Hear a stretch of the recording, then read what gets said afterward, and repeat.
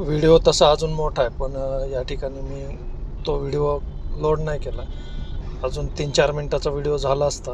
आता या ठिकाणी पाहू शकता की कशा प्रकारे गाड्या लाईन सोडून उभारलेल्या आहेत. एक लाईनच्या जागी आता 2-2, 3-3 लाईन केलेले आहेत. तर समोर जाताना एक गाडी एका लाईनमधून जाते का, आता दोन्ही साईडलाही ब्लॉक्स लावलेले आहेत, डिवायडर तयार केलेले आहेत आणि त्याच्यामधून गाडी जाणार आहे. पण आता लेफ्ट साईडला आपल्या बघा छोटीशी रोड सोडली आहे आणि लाईन तयार केली आहेत. तर तिथं जर आडव्या पट्ट्या देखील मारल्या असते तर त्या ठिकाणी ड्रायव्हर भाऊ गाडी चालवली नसते त्यांनी, आणि असं एका लेनमध्ये 2-2 लेन तयार करून गाड्या पुढे घेतल्या नसत्या. यानं काय होतं माहिती आहे का, ज्या गाड्या पुढे जाणार आहेत त्या देखील अडकल्या जातात आणि ही परिस्थिती आहे एक्सप्रेसवेची. आणि आता जो हे झालेला आहे आपला जो मिसिंग लिंक जो रोड झालेला आहे, मिसिंग लिंक टनल झालेला आहे, तर तिथं आपल्याली 10 किलोमीटरसाठी 11 मिनटामध्ये बाहेर निघतो आपण. तर 8-10 मिनटं जर एका टोल नाक्यावर जाणार असतील तर तसा प्रोजेक्ट बनवून काय उपयोग आहे. शेवटी जनतेचा पैसा एवढा मोठा वायाला गेला असं म्हणायला लागेल. तर टोल नाक्यावर देखील थोडंसं टोलचे जे मॅनेजमेंट आहे तर त्यांनी जे लाईन्स आखलेले आहेत ते लाईन्सच्या तिथं जिथं मोकळा स्पेस आहे, जिथं गाड्यांची लाईन लागली नाही पाहिजे, तिथं थोडेसे आडवे क्रॉस जे झेब्रा क्रॉसिंग सारखे जे पट्टे असतात ते देखील मारले पाहिजे, जेणेकरून लाईन्स दूरपासूनच लोक फॉलो करतील आणि पुढं जातील आणि अशा सिच्युएशनमध्ये ट्रॅफिक होणार नाही. होतं काय, समोर एकच गाडी चालणार आहे आणि या ठिकाणी बघा 3-3 गाड्या एका लाईनमध्ये जाण्यासाठी थांबलेल्या आहेत आणि त्या सिच्युएशनमध्ये गाड्या अडकल्या जातात. दुसरी गोष्ट मी थोडं पुढं गेल्यानंतर ती सांगाल. तर होतं काय माहिती आहे का, ज्यावेळी आपण पुढे जातो, पुढं गेल्याच्या नंतर 3 लेनची 1 लेन झाली तिथं देखील वेळ जातो आणि काही जणांचा फास्टॅगला काही प्रॉब्लेम येतो किंवा अन्य काही कारण असतं. काही जणांचा फास्टॅग व्हॅलिड नसतो किंवा ब्लॅकलिस्टमध्ये गेलेला असतो, काहीही कारण असू शकतं तांत्रिक. तर त्या सिच्युएशनमध्ये ती लाईन अख्खी अडकली जाते जशाच तशी.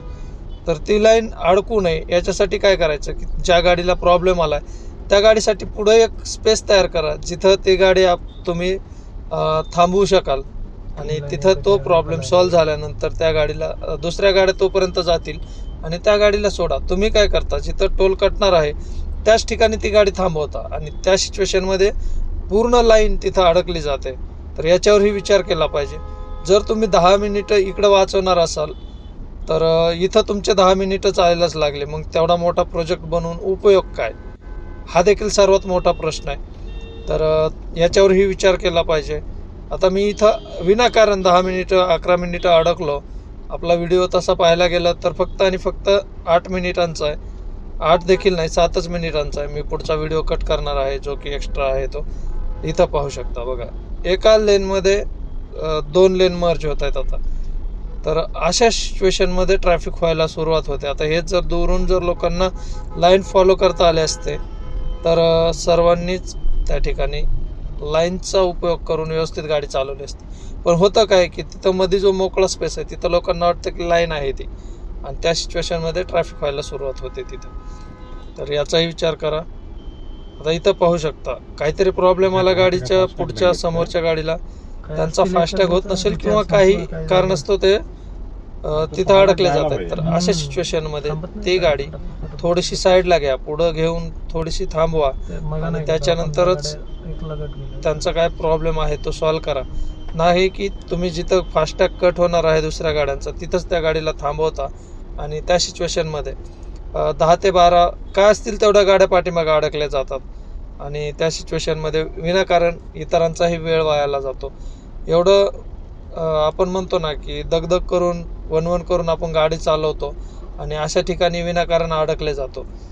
तर मी तर शक्यतो शांतच राहतो, पण काही जण आहेत ते पाठीमागं असतील 7व्या 8व्या 10व्या नंबरला आणि तरी देखील हॉर्न वाजवतात.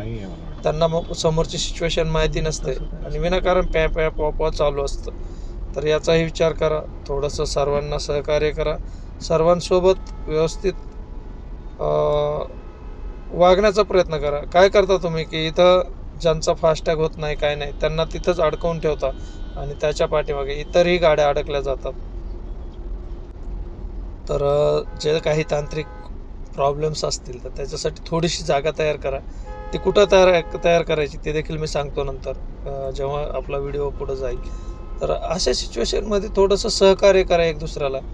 काय होतं, आपला वेळ वायाला जातो इतरांचा. आपण जरी म्हणत असू की आपली गाडी 2 मिनिटं थांबली, पण पाठीमागे जर 10 गाड्या थांबल्या असतील तर त्या 10 गाड्यांचे 2-2 मिनिटं म्हणलं तरी टोटल वेळ हा 20 मिनिटं होतो. आणि 20 मिनिटं हा वेळ थोडा नसतो. याचाही विचार करा आणि शक्यतो होता होईल तेवढं गाडी सुटसुटीत चालवण्याचा प्रयत्न करा. लाईन्स फॉलो करा, भले ती एक्सप्रेसवेला असो किंवा इतर कुठं असो. तर बघा मित्रांनो, होत असेल, जमत असेल तर या सर्व गोष्टी अंगीकारा आणि एक दुसऱ्याला सहकार्य करून गाड्या चालवा. आता मी पुढं बोलणार नाही आहे, व्हिडिओ पूर्ण पहा आणि जर नवीन असाल चॅनलला तर प्लीज सबस्क्राईब करा आणि असेच नवीन नवीन व्हिडिओ पाहण्यासाठी आपल्या चॅनलला फॉलो करा, सबस्क्राईब करा आणि सहकार्य करा मित्रांनो. थँक्यू.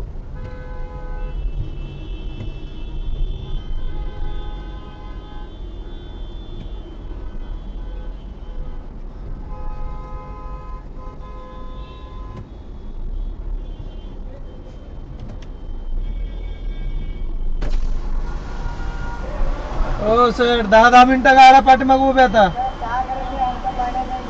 काय करायचं म्हणजे काय,